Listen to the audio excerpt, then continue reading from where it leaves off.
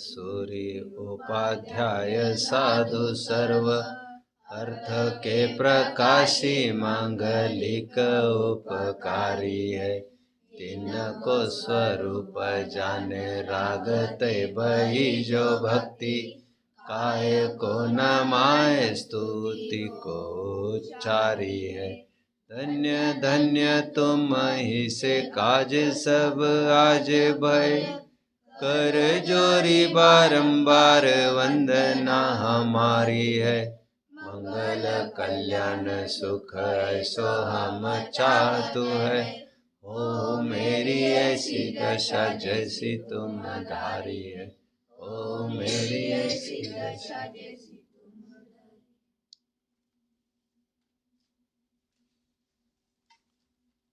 वह प्रथम अरहंतों के स्वरूप का विचार करते हैं, जो गृहस्थपना त्याग कर मुनि धर्म अंगीकार करके निज स्वभाव साधन द्वारा चार घाती कर्मों का नाश करके अनंत चतुष्टय रूप विराजमान होकर अनंत ज्ञान द्वारा अपने अनंत गुण पर्याय सहित जीवादि अनंत द्रव्यों को युगपत प्रत्यक्ष जानते हैं। अनंत दर्शन द्वारा उनका सामान्य अवलोकन करते हैं। अनंत वीर्य द्वारा ऐसी सामर्थ्य को धारण करते हैं। अनंत सुख द्वारा निराकुल परमानंद को अनुभव करते हैं। पुनश्च राग द्वेष आदि समस्त विकार भावों का अभाव करने से शांत रस रूप परिणमित हुए। जो क्षुधा तृषा आदि समस्त 18 दोषों का अभाव किया होने से देवाधिदेवपने को प्राप्त हुए हैं। जिनके आयुध अंबर तथा अंग विकार आदि समस्त काम क्रोध आदि के निंद्य चिन्हों का जिनके अभाव हुआ है तथा परम औदारिक शरीर की जिन्होंने प्राप्ति की है तथा जिनके वचनों से धर्म की धर्म रूप तीर्थ की प्रवृत्ति होती है, जिनके द्वारा जिसके द्वारा नाना जीवों का कल्याण होता है, जिनके जो अपने हित के लिए गणधर इंद्र आदि जैसे उत्तम जीव भी जिनका सेवन करते हैं,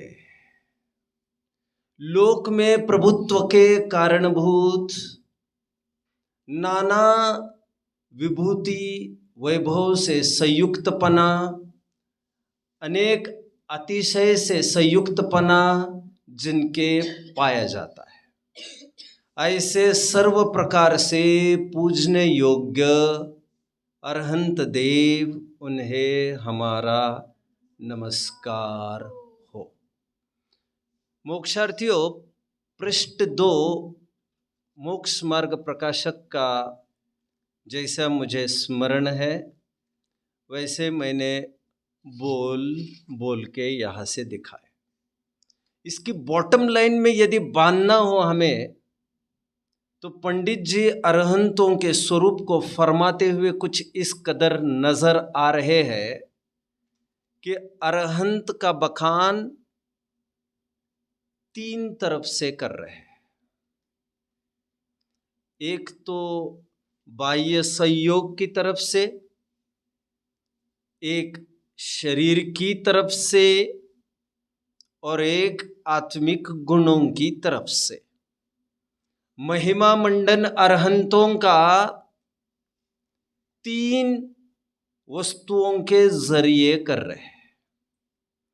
वैसे शरीर के जरिए कर रहे हैं और शरीर के भी जो बाह्य वस्तुएं हैं और भी बाह्य, उनके जरिए कर रहे हैं। मैं इन दोनों को वर्गीकरण करने के लिए मैंने कहा बाह्य संयोग मैं कह रहा हूं समोशरण आदि जो विभूतियां है, नाना वैभव संयुक्त पने की बात मैं जो कर रहा हूं, अनेक अतिशय पने की बात कर रहा हूं वो मैं बहिरंग संयोग की तरफ से अरहंतों की महिमा कर रहा हूं। और परम औदरिक शरीर आदि की जो मैं बात कर रहा हूं, अंग विकार से रहित की मैं बात कर रहा हूं, वो मैं शरीर की तरफ से कर रहा हूं। यद्यपि शरीर भी बाह्य संयोग होने पर भी बाह्य संयोगों को मैंने 2 भागों में वर्गीकृत किया है। एक तो शरीर और एक तो दूरवर्ती संबंध। शरीर को हम संश्लेष संबंध कह सकते हैं और दूरवर्ती संयोगों को मैं संयोग संबंध अभी कह रहा। आप गौर कर रहे होंगे अरहंतों का स्वरूप 3 प्रकार से बताया जा रहा है। एक तो अनंत चतुष्टय की तरफ से जो आत्मिक गुण है, समझने के लिए मैं कह सकता हूं सद्भूत व्यवहार नय से, अनुपचरित सद्भूत व्यवहार नय से अथवा निश्चय नय से अरहंत को परिभाषित किया जा रहा है। सेकंड, परमावतरिक शरीर की तरफ से अरहंतों को परिभाषित किया जा रहा है। इसे मैं कहूंगा अनुपचरित असद्भुत व्यवहार नय से अरहंतों का परिचय कराया जा रहा है। और नाना वैभव से संयुक्त है, अनेक अतिशयों से संयुक्त है कहकर उपचरित असद्भुत व्यवहार नय की तरफ से अरहंत को परिभाषित किया जा रहा है। कितने जन मुझे फॉलो कर रहे हैं? एक सरल उदाहरण से आपके फटाफट गले उतार दूंगा मैं। रिश्ता देखने के लिए लड़की वाले लड़के के पास पहुंचे। जैसे लड़के के पास पहुंचे, सबसे पहला विकल्प यह सताया कि लड़का करता क्या है, करता क्या है। उसका करियर और हुनर नापने का जरिया समाज में इतना ही तो बचा है अभी, कितना पैसा है। एनीवे, तो उसे पूछा कितना कमाते हो भैया? तो उसने कहा जी। अब क्या बात करते हो? उसके पिताजी ने बीच में उचक कर बोलना चालू किया और बोले आप क्या पूछ रहे हो, इतने बड़ा अधिकारी हुआ है। सुनिए जी, कहने को तो 5-6 हजार पगार है, पुराने जमाने की बात होगी। कहने को तो 5-6 हजार पगार है, लेकिन ऊपर का मतलब टेबल के नीचे का कमाई 1-2 लाख भी हो जाती है आराम से। अब कहाँ लेके बैठे हो? बोले इतनी इनकम है। अबे मेरा ये प्रश्न है आपको, जो देखने के लिए गए हैं वे जब लौट के घर पर आएंगे उन्हें पूछा जाएगा क्यों जी लड़का कितना कमाता है? तो यदि 2 किस्म के व्यक्ति होते हैं। एक वे व्यक्ति होते हैं जो ये रिपोर्ट करते हैं घर पर कि 2,05,000 समझ लो, और कुछ व्यक्ति ये होते हैं जो ये बताते हैं 5,000 उनकी इनकम है। अरे 5,000 की तुम बात कर रहे हो, ऊपर के 1,00,000-2 लाख की तुम बात ही नहीं कर रहे हो। नहीं जी, वो 1,00,000-2 लाख है, वो नाजायज कमाई है आपकी। टेबल के नीचे क्या आप बोल रहे थे? आप भले ही कॉलर झाड़ के गौरवान्वित महसूस करके अपनी इनकम बता रहे हो, लेकिन क्या करना है? मेरी लड़की निरंतर खौफ में जीती रहेगी कब मेरे पति को आकर पकड़ के ना ले जाए पुलिस हाथ कड़िया लगा के, क्योंकि ऊपर के पैसे का क्या ठिकाना है। ये तो फ्रॉड है ना, रिश्वत है ना, ये तो ब्राइब है ना। कितने जन समझ रहे मेरी बात को? जो दुर्जन होगा वो प्रभावित होगा। अरे लड़की को कहेगा तुम कहाँ 5,000 को लेके बैठी हो, 1 लाख 2 लाख लोग आए दिन सरकाते रहते हैं, खूब कमाई होती है, तुम तो चंगी हो जाएगी तुम्हारी लाइफ। और समझदार लड़की कहेगी ना, जितनी ईमानदारी की है वही सच्ची कमाई है, और जो ऊपरी कमाई है वो तो सिर पर टंगी हुई तलवार है कानूनन। मतलब वारे वाह, दूसरों की तिजोरी में हाथ मारो तो वो चोरी, और सरकार की तिजोरी में हाथ मारो तो वो चोरी नहीं।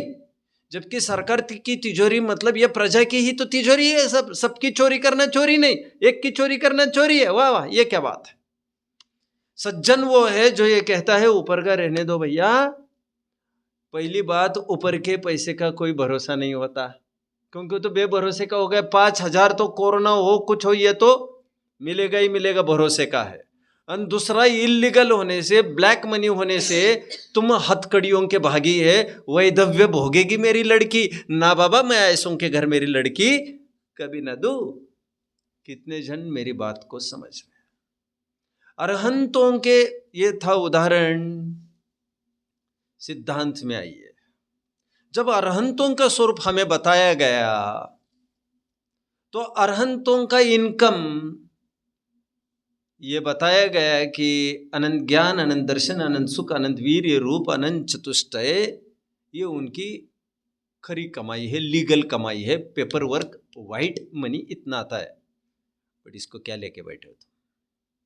उनका ताम झाम देखो, उनकी शान शौकत देखो, अच्छे अच्छे वहां पर हाजिरी लगाते हैं।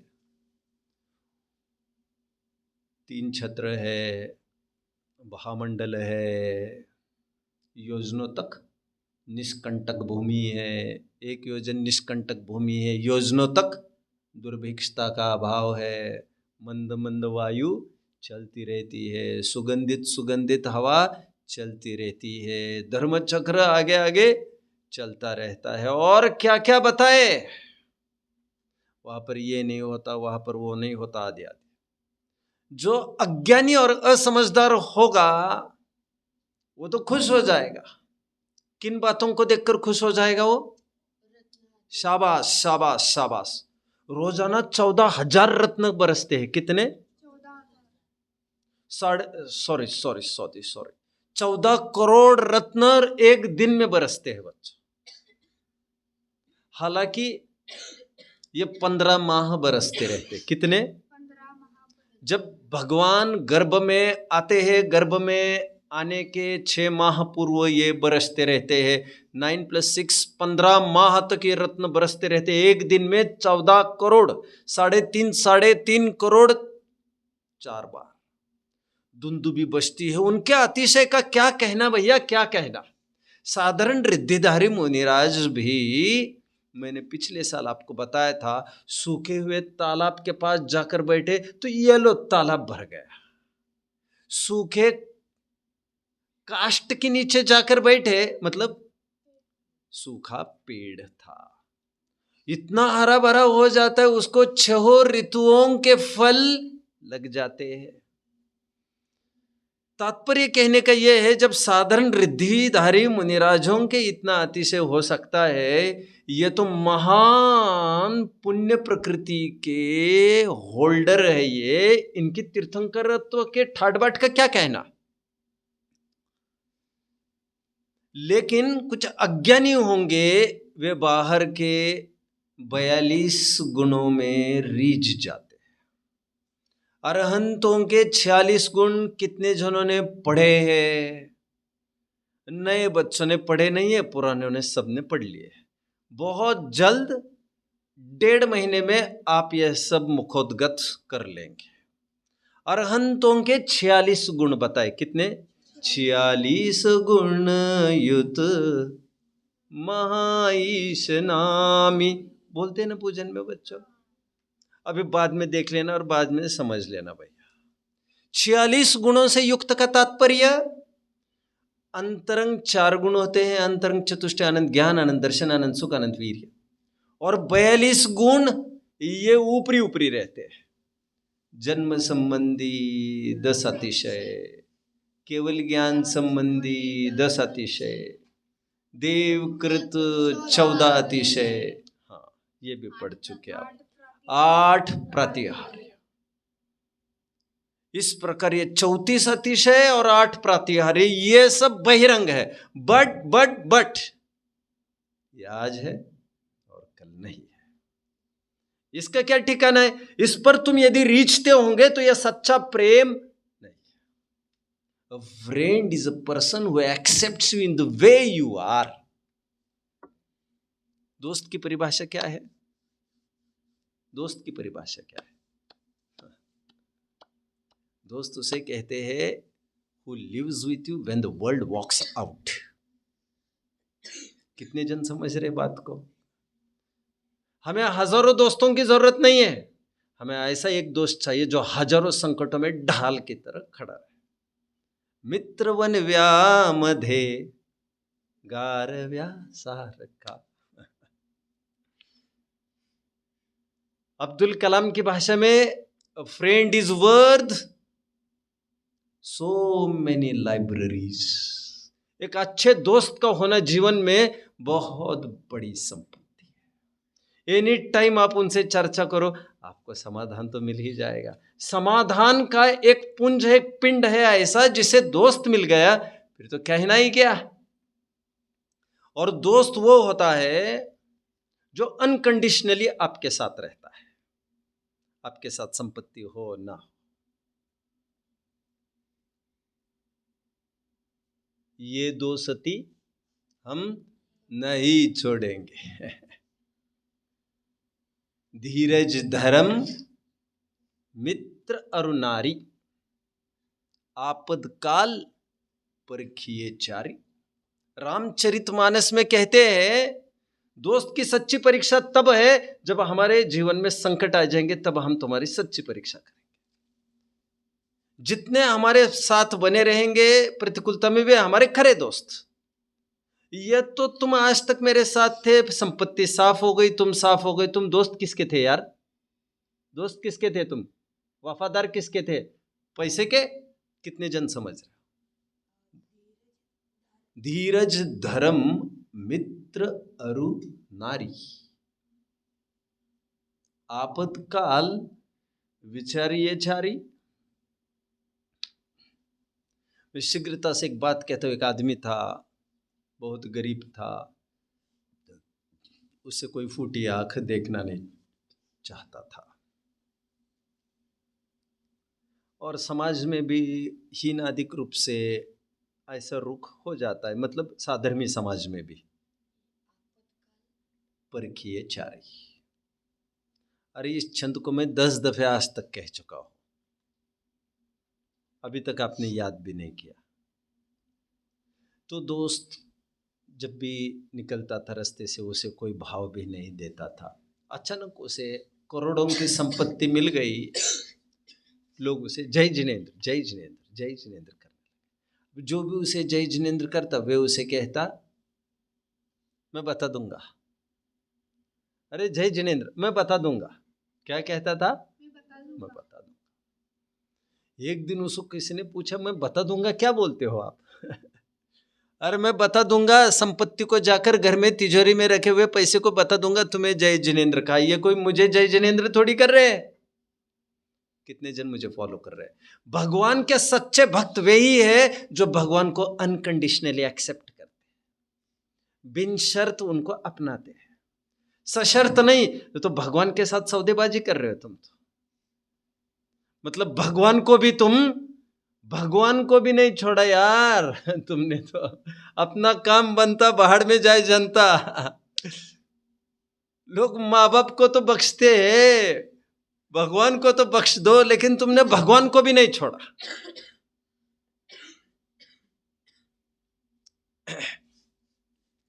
भगवान के सच्चे भक्त वे हैं जो भगवान को अनंत चतुष्टय की तरफ से रीझते हैं, क्योंकि ये 42 गुण आज है कल नहीं है। पॉइंट 1 पॉइंट 2 ये इल्लीगल संपत्ति है, एक दिन छीनी जाएगी, शुभ भाव के बल पर एकत्रित हुई है और बेकायदे की है। खरेखर ये संपत्ति नहीं है, ये वैक्रिक शरीर है। टॉय टॉय हो जाएगा, वास्तव में ये कोई वस्तु ही नहीं है।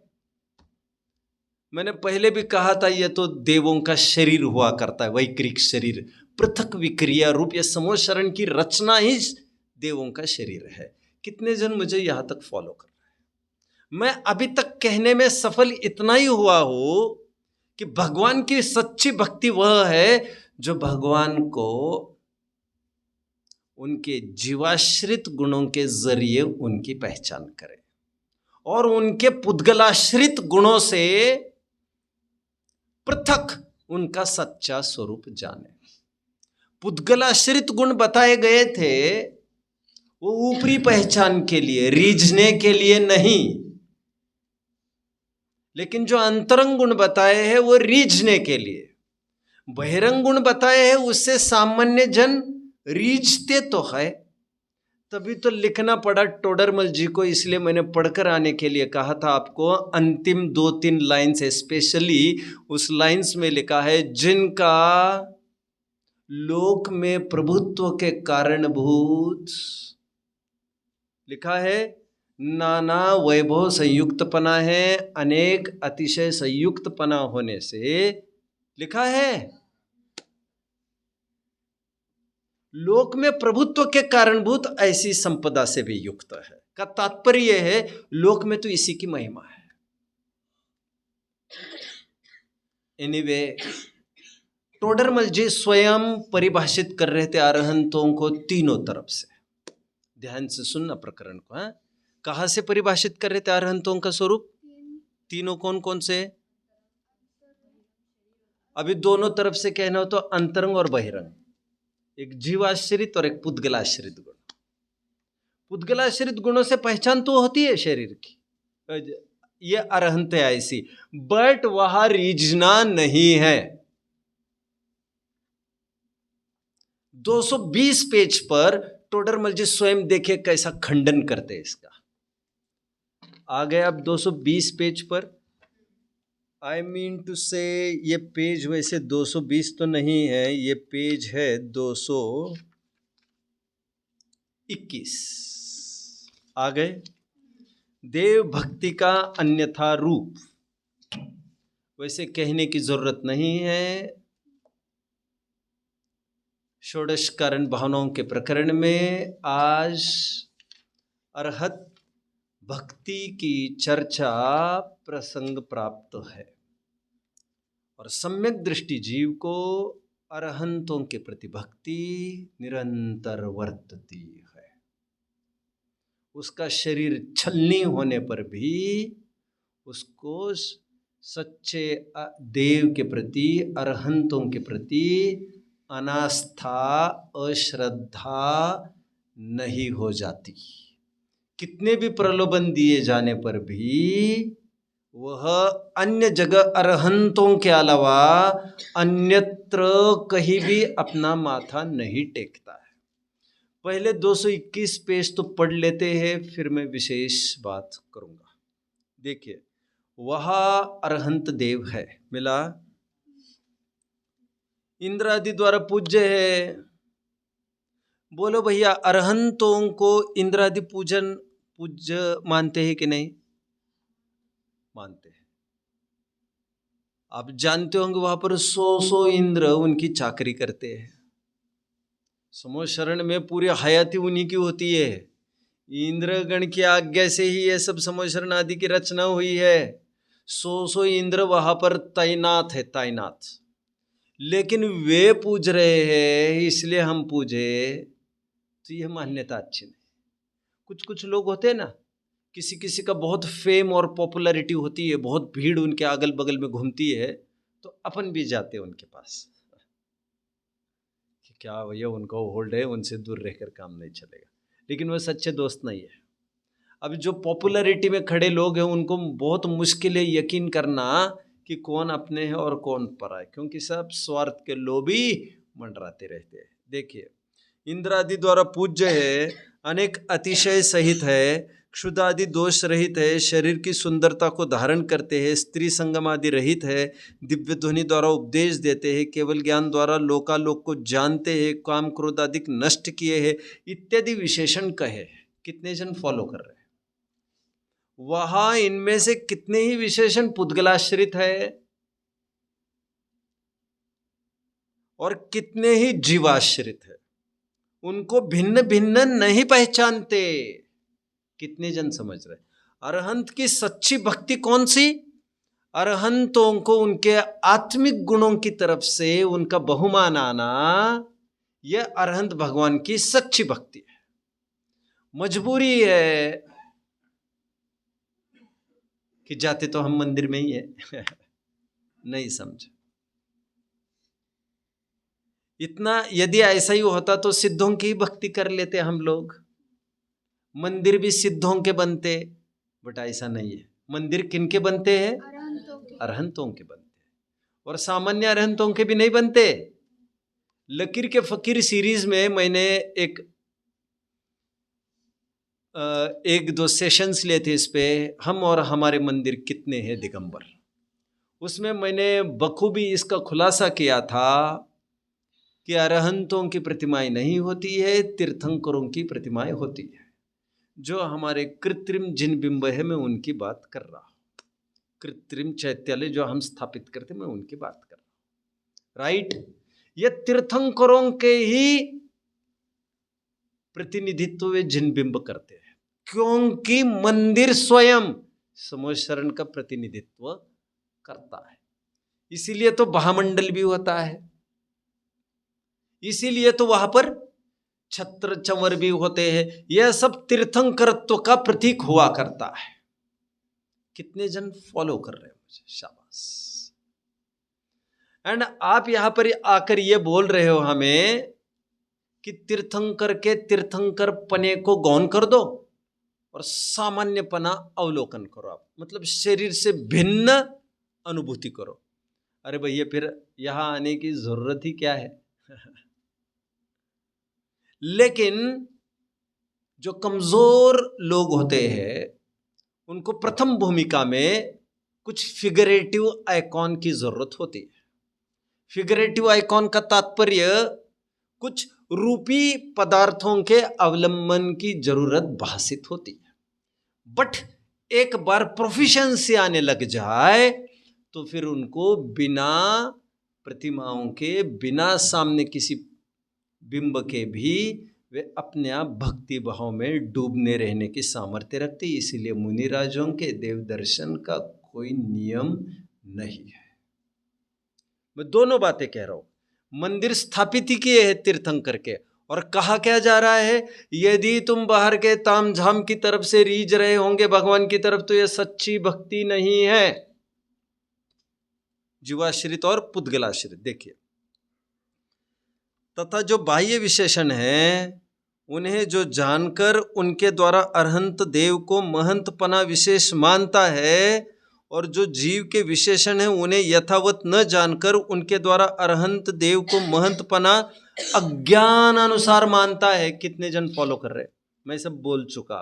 एक अच्छे उदाहरण से मैंने चालू किया था, लड़की वाला उदाहरण चालू किया था। अथवा अन्यथा मानता है, क्योंकि यथावत जीव के विशेषण जाने तो मिथ्या दृष्टि न रहे। और यथावत विशेषण क्या है? अनंत ज्ञान, अनंत दर्शन, अनंत सुख और अनंत वीर। हमारे यहां मोक्षार्थियों, अटेंशन प्लीज। हमारे यहां आप्तमीमांसा नाम का एक स्तोत्र ग्रंथ है।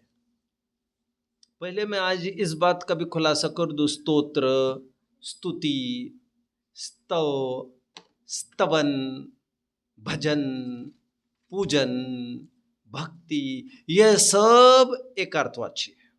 मुझे कितना टाइम मिलेगा ये मुझे पता नहीं है अभी खोलने में, बट जितना बने मैं खोल ही रहा हूं।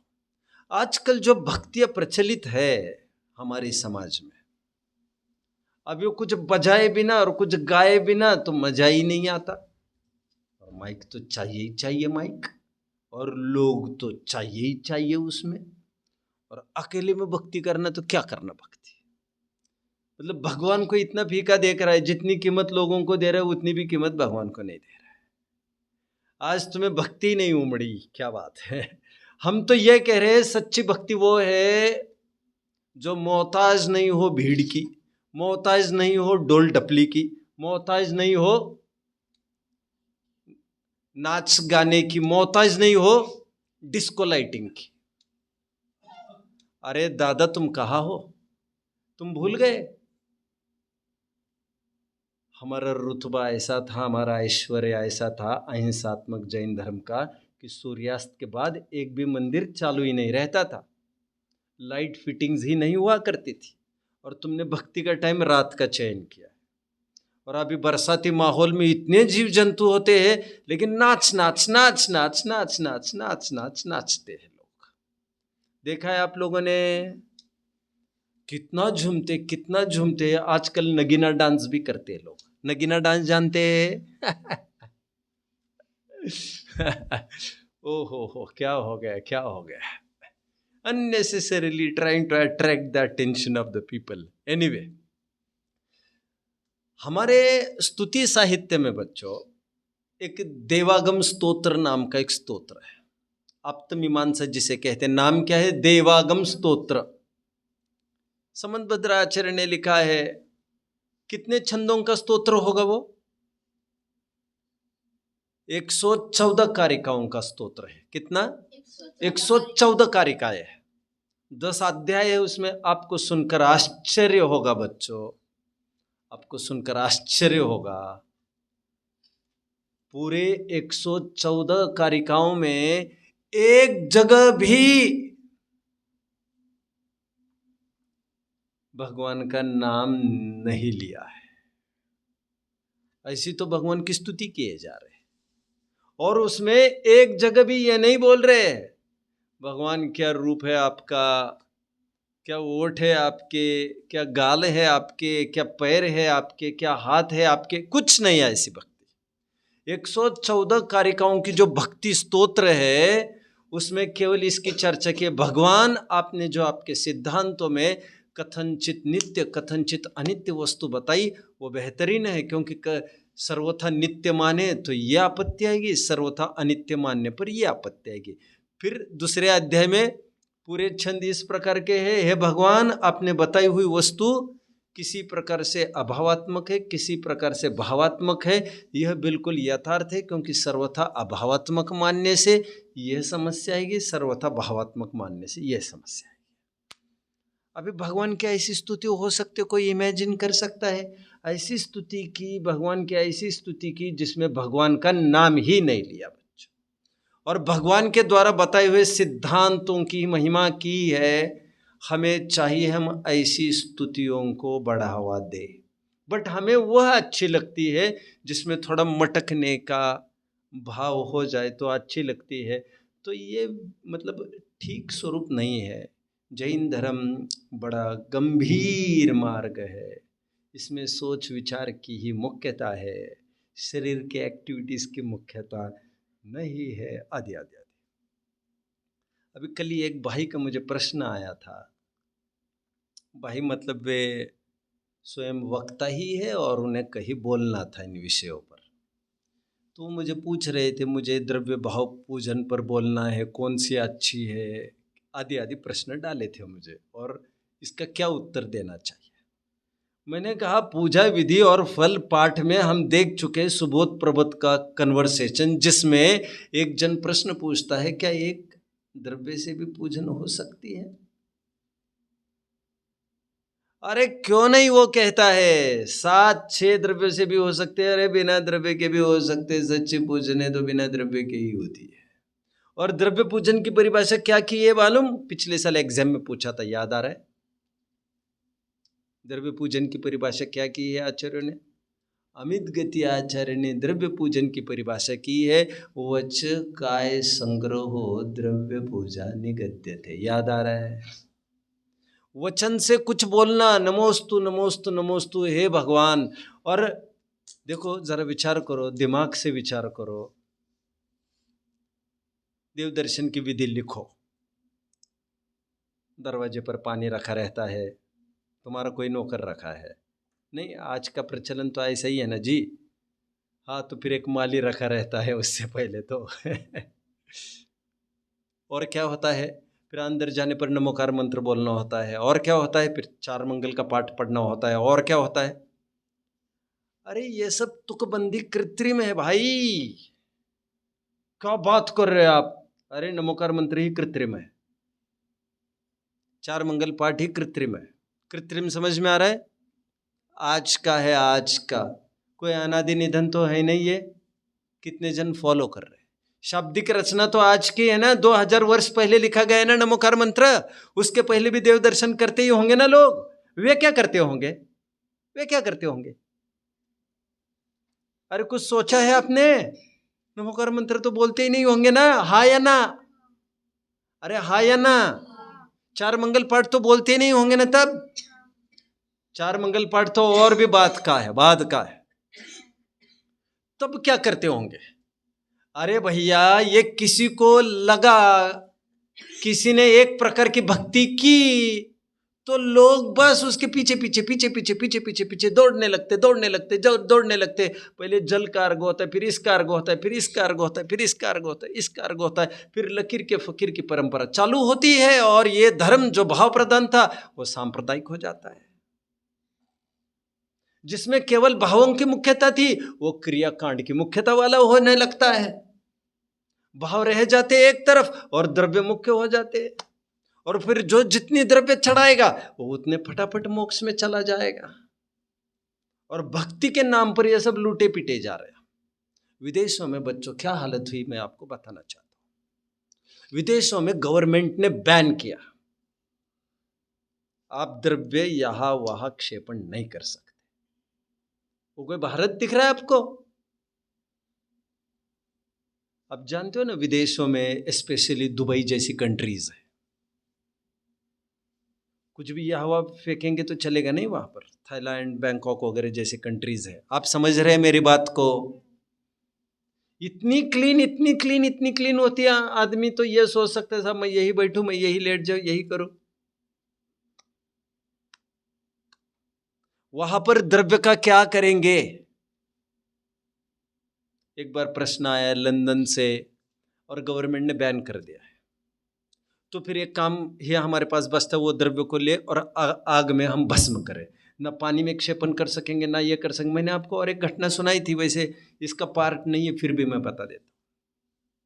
मेरा एक दोस्त पेरिस में गया एक बार, और उसने लॉज में 3-4 दिन के लिए लॉज बुक किया। जाते समय रिसेप्शनिस्ट ने साफ साफ उसे कह दिया, रूल्स रेगुलेशन जो होते हैं, ये नहीं चलेगा, ये नहीं चलेगा, ये नहीं चलेगा, ये नहीं चलेगा। उस ये नहीं चलेगा में आप साबुन मतलब कपड़े नहीं धो सकते। आप समझ रहे हैं। अगर नहीं धोएंगे, अभी आदमी अंडरवेयर तो धोएगा कि नहीं अपने अपने। फटाफट दो जन दौड़ते आए, बेल अपने कपड़े धोए। अभी अरे आपको मना किया था, फाइन, साबुन नहीं जाना चाहिए बाथरूम में। और उनकी मशीन रीड कर लेती है। तो हमने आपको पहले ही वार्न किया था, एक भी कपड़ा धोना नहीं है, साबुन का प्रयोग करना नहीं है। कपड़े आप हमारे पास देंगे और हम यही धोएंगे उसे। न बर्तन धो सकेंगे, न कपड़े। कहीं भी कुछ भी डिस्पोज करेंगे तो नहीं चलेगा। मैं क्यों कह रहा हूं, ये विकराल रूप धारण हो रहा है। द्रव्य का क्या करना, द्रव्य का क्या करना। फिर किसी किसी को ये टेंशन है निर्माल्य सेवन ना हो जाए। निर्माल्य तो समझते हो आप तो जानते हो ना, वो जो द्रव्य होता है फिर कहा जाता है उसको बेचा नहीं जाता। सुना होगा ना आप लोगों ने कि नहीं, कितने जनों ने सुना है। नहीं तो निर्माल्य सेवन का दोष होता है। वो चावल को क्या करते हैं, जो चावल है, जो कोकोनट है, जो बादाम पिस्ता है, जो चढ़ाया जाता है भगवान को, उसको क्या करते हैं, खाते हैं, चढ़ाए जाते। फिर उसका क्या होता है, उसको तो किसी को बांटते ही है ना लोग। आप समझ रहे। और भारतीय संस्कृति के 4 अध्याय में साफ साफ ये लिखा है, ऐसी जगह क्षेपण करे जहां पर अपना परिचित पशु भी नहीं खाए। और तुम क्या करते हो, तुम कहते हो मालिक को ये कह देते हो कि भाई ये द्रव्य भी तुम्हें मिलेगा। वो कहते नहीं साहब 5,000 बहुत कम है। अरे द्रव्य भी कितने सारे मिलेगी तुम्हें, वो बेचोगे तो भी उसका 4-5 हजार होगा। ठीक है 5,000 में ओके कर दो। मतलब तुम सौदा कर दिया उसका, मतलब तुमने सीधा सीधा तुमने बेच दिया है उसको। कितने लफड़े हैं इसमें। किसी ने देखा है बरसात में जो चावल चढ़ाए जाते हैं उसका क्या हालत होती होगी? देखा है कभी आपने? जो चावल चढ़ाए जाते हैं उसको कौन उठाता है यहाँ पर रोज? जो भी उठाता है रोज का रोज उसका कुछ करता होगा, वो महीना टू महीना ही बेचता होगा, ऐसे ही कुछ करता होगा, खिलाता होगा पशुओं का। ऐसा तो नहीं होता होगा। मैं यहाँ का तो कुछ नहीं पता, आम जनरल बात कर रहा हूँ। और हमने ये देखा है बरसात के दिनों में बोरा बोरा इकट्ठा हो जाता है चावल का रोज का, तभी तो बेच सकेगा। ऐसा 1-2 किलो थोड़ी मार्केट में ले जाएगा। इल्लिया लटे पड़ जाती उसमें, लटे। भक्ति के नाम पर हम किए जा रहे। फिर कोई कह रहे सूखे द्रव्य नहीं चलेंगे, कोई कह रहे गीले नहीं चलेंगे, कोई कह रहे अरे टूटे चावल नहीं चलते, कोई कह रहे नहीं बासमती चाहिए, कोई कहते नहीं दिल्ली राइस चाहिए, कोई कहते कोहिनूर ब्रांड चाहिए। क्या चाहिए क्या चाहिए? अरे तुम पूजन भगवान की कर रहे कि द्रव्य की कर रहे? सिद्ध चक्रमंडल विधान में एक छंद है बच्चों, उत्तमने वज बहुभांत समरस सुधासाने अहमिंद्रण क्या है भक्षण उमगाने अहमिंद्रन मन ललचाय भक्षण उमगाने। कुछ अर्थ समझ रहे जो मैं कह रहा हूं? नहीं समझ रहे? फिर से सुनिए। एक वहां पर छंद है सिद्ध चक्रमंडल विधान में, उत्तम ने वज बहुभांत समरस सुधा सरस सुधासाने अहमिंद्रन मन ललचाय भक्षण उमगाने। नहीं समझे? हे भगवान मैंने ऐसे द्रव्य लाए हैं आज तुम्हें चढ़ाने के लिए, तुम तो याद रखोगे साहब, याद रखोगे आज मुझे। इतना जबरदस्त सुपीरियर क्वालिटी का द्रव्य लाया है कि अहम इंद्र भी कम मन ललचा रहा है, उनके मुख से लार टपक रही है खाने के लिए। इतना सुंदर द्रव्य लाया A1। क्या बात कर रहे यार तुम भगवान के सामने। और ऐसी स्तुतियां है हमारे बच्चों। अब ऐसा कहने में क्या दिक्कत है बताइए? हम इंद्र खाते हैं क्या? और तुम्हारा चावल खाते हैं क्या वे? अरे इंद्र देव कभी भी खाते हैं क्या? वर्णवाद कर रहे हो क्या तुम? वे तो केवल हजारों वर्ष के बाद, पक्षों के बाद, जैसे 33 सागर के सरवर सिद्धि के देव है, तो 33,000 वर्ष के बाद एक श्वास लेते हैं। क्या है वो? 33,000 वर्ष के बाद एक बार उनको भूख लगती है और वो भी कंठ में से अमृत झरता है, खत्म। ऐसा चावल। और ये कहा जा रहा है, कवि ये कह रहे हैं कि इतना अच्छा द्रव्य लाया हो कि ये अहम इंद्र के भी मुंह से लार टपक रही है।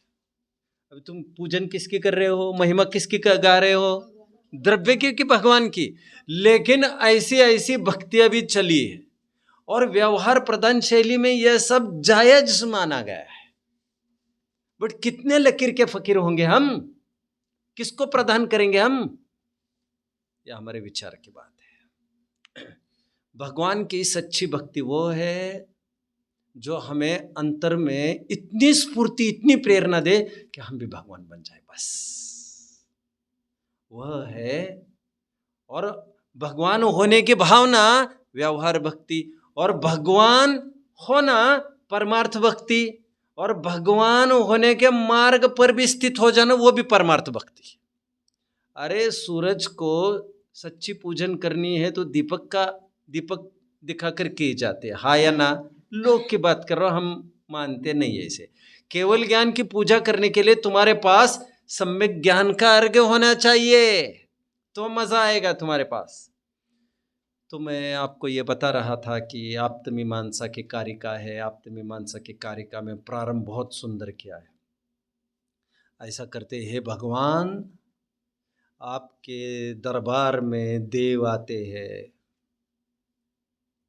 आपकी खिदमत में लगे रहते हैं, आप आकाश में गमन करते हो, आपकी परछाई नहीं पड़ती है। ये सब आकर्षण के विषय नहीं है हमारे लिए, हमको इसके लिए नहीं आए हैं। आप्तमीमांसा का प्रारंभ ऐसा हुआ है बच्चों। कितनी डैशिंग एंट्री की, क्योंकि आकाश में तो पक्षी भी उड़ सकते हैं और अपने सामने चवर ढोराने के काम कोई मायावी भी कर सकता है, ऐसा लिखा है उसमें। देवागम न भूयान चामरादि विभूतया माया विश्वपि दृश्यन्ते। क्या लिखा? माया विश्वपि दृश्यन्ते मतलब मायावी, मायावेशु भी दृश्यन्ते मतलब मायावियों में भी ये सब देखने में आ सकता है तामझाम। हमको इसके कारण नहीं रिझे है, हम आपके दरबार में आए हैं केवल वीतरागता के लिए। धन्य है आपकी सर्वज्ञता, धन्य है आपकी वीतरागता, हम उससे रिझे हैं। ये बाहर का तामझाम हटाना हो तो भले ही हटा दो। कितने जन समझ रहे हैं मेरी बात को? तो ये आप्तमीमांसा के बहुत सुंदर कारिका है। देखिए, अभी ये प्रकरण तो आप पढ़ लेना बाद में, ये तो काफ़ी कुछ बड़ा प्रकरण है। भगवान को देखो, तथा उन अरहंतों को, फिर समय सार का थोड़ा पढ़ेंगे फिर बस करेंगे। देखो, तथा उन अरहंतों को स्वर्ग मोक्ष दाता मिला 222। क्या है वो? सीता प्रति कमल रचायो, क्या है? द्रौपदी को चीर बढ़ायो, अंजन से किए अकामी, दुख मेटहु अंतरयामी।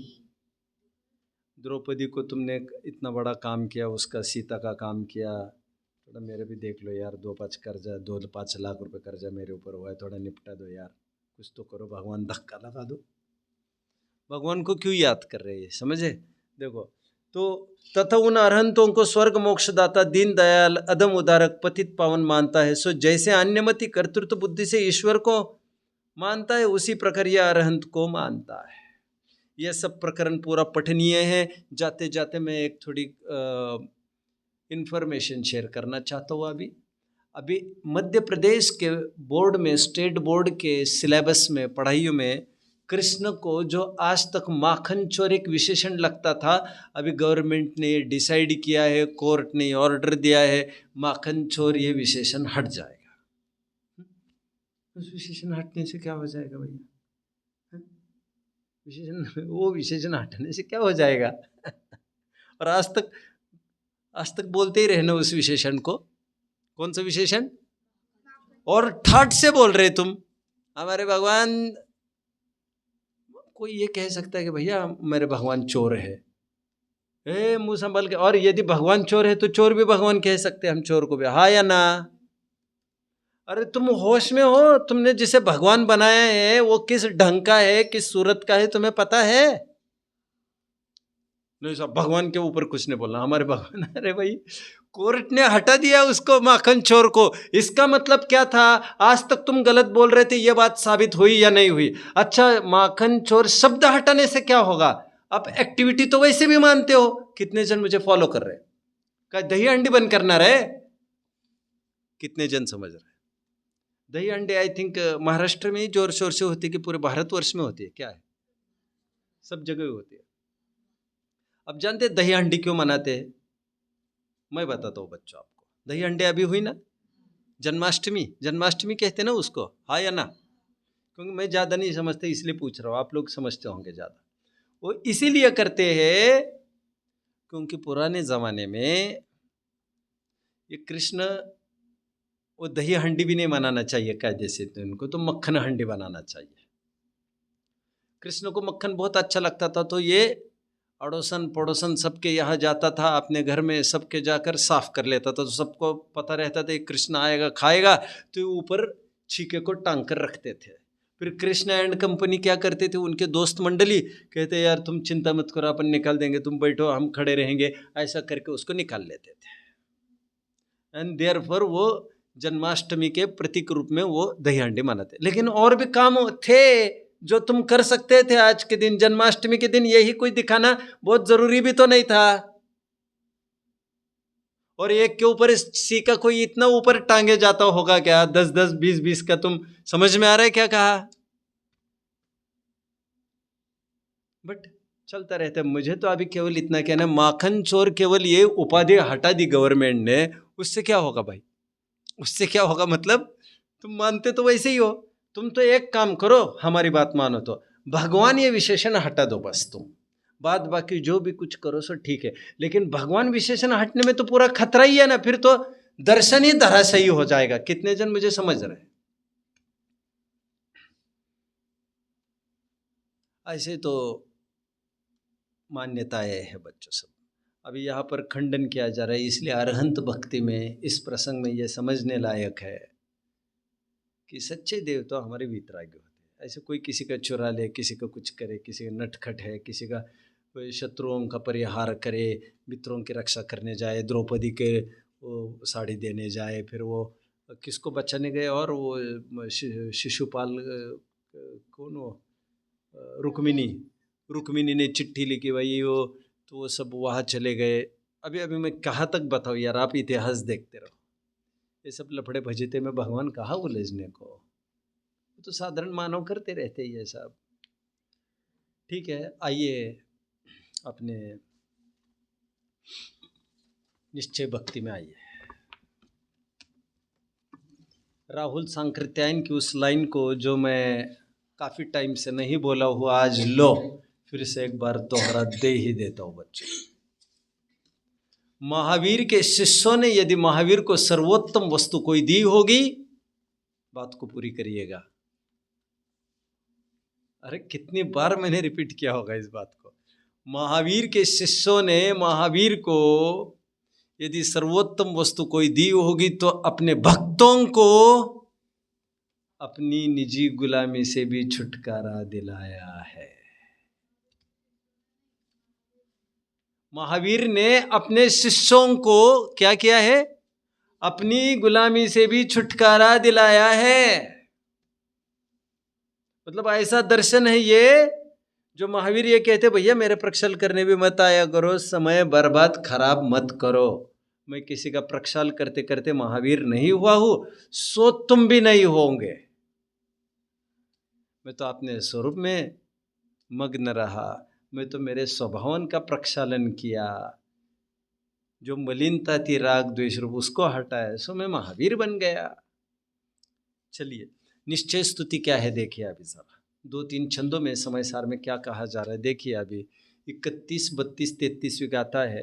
वैसे ये फ्लो काफ़ी पहले से चलता आ रहा है। 26वीं गाथा से लेकर एक प्रकरण ये चल रहा था कि शंकाकार ये कह रहा था कि जब हम भक्ति पढ़ रहे थे तो भक्ति में अरहंत की भक्ति, आदिनाथ की भक्ति में उनके शरीर की भी महिमा हुई, उनके माता पिता की भी महिमा हुई, उनके छत्र चवर की भी महिमा हुई। इससे तो यही मालूम पड़ता है कि अरहंत केवल आदिनाथ केवल जीव ही नहीं है, आदिनाथ शरीर भी है और बाह्य संयोग भी है। तभी तो आदिनाथ की स्तुति में सबकी स्तुति की जाती है।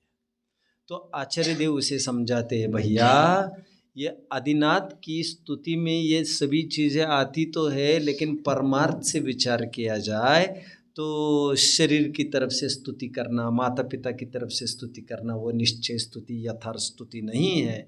आत्मिक गुणों की तरफ से स्तुति करना ही सच्ची स्तुति है। नए विभाग अनभिज्ञोसी, तुम नए विभाग को नहीं समझते। व्यवहार ने केवल कहने के लिए होता है, मानने के लिए नहीं होता है। ये प्रकरण चल रहा है। 31वीं गाथा देखिए, निश्चय स्तुति का प्रकरण चलेगा।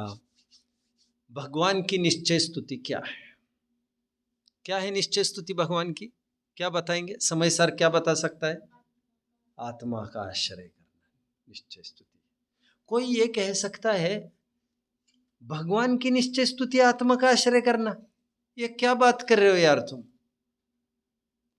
भगवान की निश्चय स्तुति अपने आत्मा का आश्रय करना यदि होगा तो अपनी निश्चय स्तुति क्या होगा फिर? कोई ये प्रश्न पूछे। अपनी निश्चय स्तुति क्या है? आत्मा का आश्रय करना। कह रहे भगवान की निश्चय स्तुति भी अपनी आत्मा का आश्रय करना है ना, अपनी निश्चय स्तुति भी अपनी आत्मा का आश्रय करना। अरे होना तो ये चाहिए, अपनी निश्चय स्तुति यदि अपनी आत्मा का आश्रय है तो भगवान की निश्चय स्तुति भगवान के आत्मा का आश्रय करना चाहिए। हालांकि वो संभव भी नहीं है, बट निश्चय स्तुति भगवान की, वही निश्चय स्तुति आत्मा की इसीलिए है क्योंकि निश्चय से जो भगवान है वही मैं हूँ, उसमें कोई धोखा नहीं है। इसलिए यहाँ पर निश्चय स्तुति 3 निश्चय स्तुतियाँ बताई, 31, 32 और 33वीं गाथा में। निश्चय स्तुति नंबर 1, निश्चय स्तुति नंबर 2। मुझे टाइम नहीं है पढ़ के दिखाने के लिए, इसलिए नहीं पढ़ूंगा, केवल 31वां का थोड़ा पढ़ सकते हो। देखिए, चलिए 31वीं के देखिए, हेडिंग देखिए बच्चों, हेडिंग। अब निश्चय स्तुति कहते हैं, मिला। स्तुति मतलब भक्ति, भक्ति का प्रकरण है ये। अब तीर्थंकर केवली की अरहत भक्ति का प्रकरण है ना हमारा, इसलिए मैंने इसे लिया। अब तीर्थंकर केवली की निश्चय स्तुति कहते हैं। क्या निश्चय स्तुति? देखिए, जो इंद्रियों को जीत कर, गाथार्थ देखिए, गाथार्थ, और जितना मैं पढ़ रहा हूं उसी की तरफ ध्यान दीजिए। जो इंद्रियों को जीत कर आत्मा को जानते हैं वे वास्तव में, उन्हें वास्तव में जितेंद्रिय कहते हैं। मैं जितना पढ़ रहा हूं उसी की तरफ ध्यान दीजिए। फिर से, जो इंद्रियों को जीतकर आत्मा को जानते हैं वे वास्तव में जितेंद्रिय कहलाते हैं। ये मैंने एकदम इजी फॉर्मेट करके दिखाया है। हेडिंग क्या था? निश्चय स्तुति कहते हैं। और तुमने क्या कहा? जो आत्मा को जानते हैं, इंद्रियों को जीतते वे जितेंद्रिय है। तुम तो जितेंद्रिय की परिभाषा कर रहे हो। अरे भैया, जितेंद्रिय होने की विधि और निश्चय स्तुति एक ही बात है। जो आत्मा का आश्रय करता है वो परमार्थ से अपनी स्तुति करता है। तीरथ तीरथ क्यों फिरे? क्या कहा? तीरथ तीरथ क्यों फिरे, तीरथ तारथ नाही, जो थिर बहे सो तिर गए, अथिर तारथ नाही। क्या कहा? क्या कहा? पूरी बात। तीरथ तीरथ क्यों फिरे, तीरथ तारथ नाही, जो थिर बहे सो तिर गए, अथिर तारत नाही। एक बहुत अच्छी लाइन है,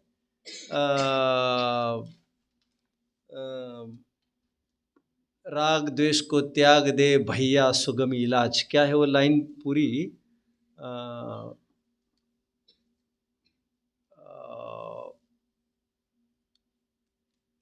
काहे को भटकत फिरे सिद्ध होने के काज।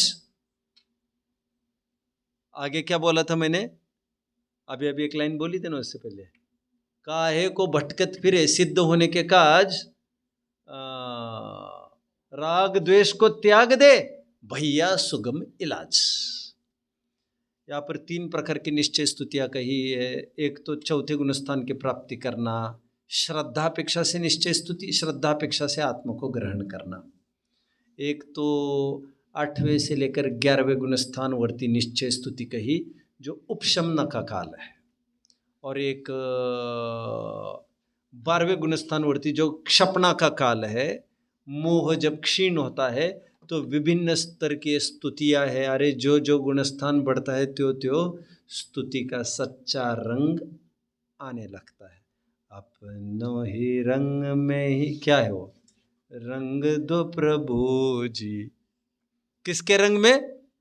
अपने रंग में। ठीक है, ये अरहंत भक्ति की मैंने बात कही। इसका निश्चय व्यवहार रूप विचार करना चाहिए। व्यवहार में भी जो विकृति आई है उसका निराकरण करने की कोशिश करनी चाहिए। अपने आत्मा का आश्रय लेना, निश्चय स्तुति, और व्यवहार स्तुति क्या? आत्मा का आश्रय लेने की भावना होना। अथवा अरहंत जैसा होने की भावना होना, और जिन कारणों से वे अरहंत हुए हैं उन कारणों की उपासना करना, आराधना करना। ओम नमः।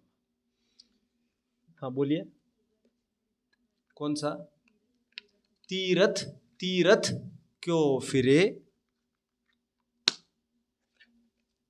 तीरथ तारत नाही,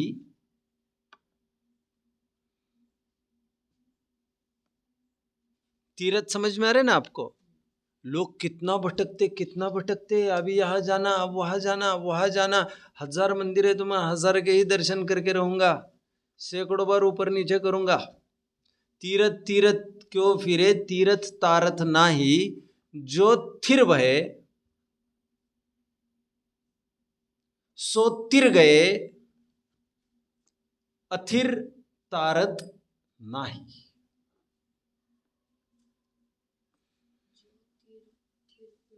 जो थिर भये सो तिर गए, अथिर तारत नाही।